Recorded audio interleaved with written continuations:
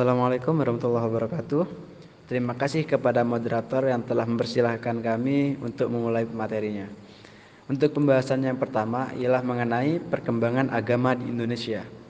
Agama di Indonesia telah berkembang sejak lama sekali, dimulai dari kepercayaan dinamisme atau animisme, kemudian berkembang agama-agama lokal seperti Sunda Wiwitan, Buhun, Karingan, Keharingan, dan lain sebagainya.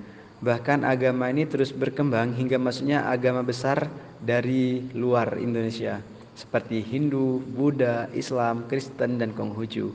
Di balik itu semua, ikut berkembang pula beberapa aliran agama yang berasal dari agama besar.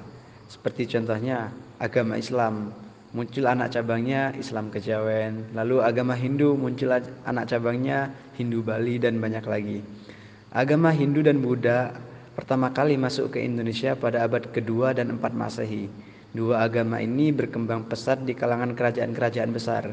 Hingga pada abad ke-14 Masehi, kerajaan Majapahit yang menganut Hinduisme tercatat sebagai zaman keemasan dalam sejarah Nusantara atau Indonesia. Agama Islam mulai masuk pada abad ke-13 Masehi oleh para pedagang dari India melalui bagian barat Indonesia. Kemudian pada akhir abad ke-15 lahir beberapa kerajaan Islam yang menjadi sebuah tanda dimulainya dominasi Islam di Nusantara. Pada abad 17 Masehi, agama Kristen Katolik ikut masuk ke Indonesia yang dibawa oleh pedagang dan penjelajah bangsa Eropa. Masuknya melalui bagian timur Indonesia, yang pada saat yang sama disusul pula agama Konghucu di Pontianak. Agama-agama tersebut terus berkembang dengan sangat pesat di Indonesia, hingga pada masa Orde Lama, sekitar tahun 1945 hingga 1965, terjadi beberapa problematika antara agama dan negara. Hal inilah yang memicu terjadinya perubahan pada sistem hukum atau undang-undang di Indonesia dan hal-hal lainnya yang turut diubah. Pada tahun 1965, Presiden menetapkan 6 agama yang diakui secara resmi. Dengan disahkannya aturan tersebut, banyak para penganut agama di luar agama yang diakui berbondong-bondong pindah agama. Kebanyakan dari mereka berpindah ke agama Kristen Protestan dan Kristen Katolik. Sebagian orang-orang Tionghoa juga ikut berpindah ke Kristen atau Katolik karena pada saat itu agama Konghucu belum dinyatakan sebagai agama yang resmi. Namun hal itu tidaklah berarti Indonesia melarang rakyatnya untuk bebas beragama. Hal ini secara jelas tertulis di dalam Undang-Undang 1945. Dan dapat dibuktikan dengan tetap adanya agama lokal Indonesia di berbagai daerah. Meskipun eksistensi mereka jauh di bawah agama yang secara resmi diakui pemerintah, namun kita tetap bisa menemukannya di berbagai penjuru. Namun suatu agama atau kepercayaan itu akan tetap dilarang apabila agama atau kepercayaan tersebut bisa membahayakan kehidupan bangsa dan negara. Mungkin cukup sekian pembahasan mengenai perkembangan agama di Indonesia.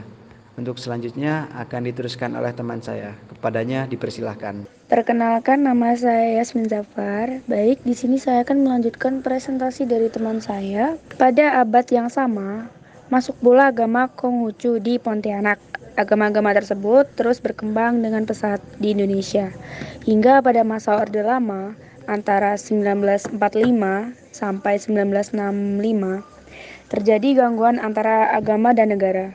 Hal ini yang memicu terjadinya berbagai perubahan pada sistem hukum atau undang-undang dan berbagai hal lainnya. Pada tahun 1965, Presiden menetapkan 6 agama yang diakui secara resmi. Dengan disahkannya aturan tersebut, banyak para penganut agama di luar agama yang diakui sebagai berbondong-bondong pindah agama. Kebanyakan dari mereka berpindah ke agama Kristen, Protestan, dan Kristen Katolik. Sebagian orang-orang Tionghoa juga ikut berpindah ke agama Kristen dan atau Katolik karena pada saat itu Konghucu belum dinyatakan sebagai agama resmi. Namun hal itu tidaklah berarti Indonesia melarang rakyatnya untuk bebas beragama. Hal ini secara tertulis di dalam Undang-Undang 45 dan dapat dibuktikan tetap adanya agama lokal Indonesia di berbagai daerah negara Indonesia. Meskipun eksistensi mereka jauh di bawah agama yang telah diakui secara resmi pemerintah, kita tetap bisa menemukannya di berbagai penjuru Indonesia. Namun, suatu agama atau kepercayaan tetap dilarang apabila terdapat atau hal tersebut bisa membahayakan kehidupan berbangsa dan bernegara. Baik, untuk presentasi selanjutnya akan dilanjutkan oleh teman saya. Terima kasih. Baik, saya Sabrina Indah Sofia akan melanjutkan presentasi dari teman saya yaitu mengenai hubungan antara agama dan Pancasila. Pancasila merupakan falsafah hidup dan dasar negara Indonesia. Pancasila sendiri dirumuskan dengan sangat seksama oleh para cendekiawan yang dipercayai oleh bangsa Indonesia. Pada awal disahkannya Pancasila, terjadi sebuah konflik dan penolakan yang mengharuskan untuk mengubah isi Pancasila, tepatnya sila pertama. Hal ini karena pada awal disahkannya, sila pertama Pancasila hanya terkonsentrasi pada agama Islam, sedangkan di Indonesia memiliki berbagai agama yang dianut oleh rakyatnya, hingga pada akhirnya diputuskanlah sila pertama berbunyi ketuhanan yang Maha Esa. Dalam penerapannya, konsep ketuhanan Pancasila haruslah berjalan beriringan, saling menunjang dan mengokohkan, tidak boleh ada pertentangan antara keduanya. Kiai Ahmad Siddiq menyatakan hambatan paling utama untuk proporsionalitas Pancasila dan agama adalah hambatan psikologis yang berwujud adanya kecurigaan dan kekhawatiran yang datang dari dua arah. Hubungan antara agama dan Pancasila bisa dibagi sebagai berikut. Yang pertama yaitu Pancasila berketuhanan yang Maha Esa. Begitupun setiap agama mengakui adanya satu Tuhan saja untuk disembah. Yang nomor dua yaitu konsep ketuhanan yang Maha Esa berkonsekuensi bahwa setiap warga negara memiliki hak atau kebebasan untuk memeluk dan beribadah sesuai dengan ajaran agama yang dianutnya. Yang nomor tiga yaitu Pancasila menutup segala celah timbulnya pertentangan, perpecahan, dan konflik antar agama. Pancasila dan agama sama-sama mendukung adanya toleransi terhadap seksama dan orang lain untuk menjalankan agamanya. Yang nomor 5 yaitu Pancasila dan agama sama-sama menjadi tumpuan dalam menyelenggarakan negara. Baik, Assalamualaikum warahmatullahi wabarakatuh. Perkenalkan, nama saya Aulia Putri Atika.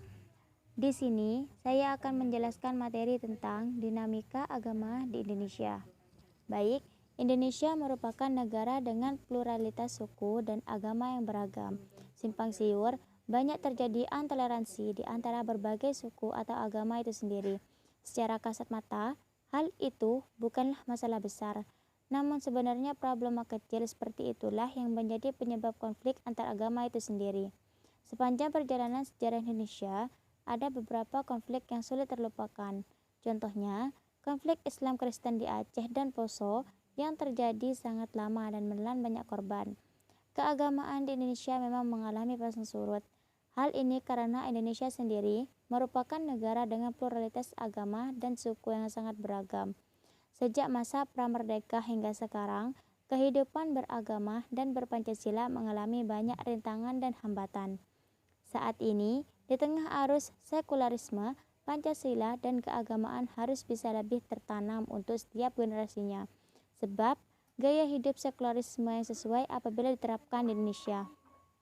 Nah, sejak masa kemerdekaan Republik Indonesia, tradisionalisme dan sekularisme menjadi momok tersendiri yang bisa mengakibatkan beberapa perpecahan.